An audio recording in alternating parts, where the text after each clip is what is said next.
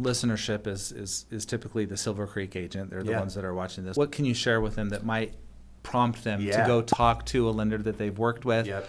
Or maybe it's an up and coming person who wants to be in the industry and they don't, they're making a decision of what profession do I need to be in? Sure. Yeah, great question. I mean, that community of agents is really our sales force out there. There are folks that can really help us to find the right people. If you are, a Silvercreek agent and you love who you're working with now, awesome. Let's try to get them on our team so we can, have them have more opportunities with not only that agent, but, our entire network of agents throughout the state. And just looking for great people first and foremost. I mean, they have to fit in culturally to who we are and the way we do things, but the opportunity is there. And so I'd say don't be shy in introducing us to someone because you think that they're comfortable and they like where they're at because they've been there for a long time, or somebody brand new that they just started, 6 months ago. That's okay, because right now in this market, there's definitely pain points for every, loan officer out there that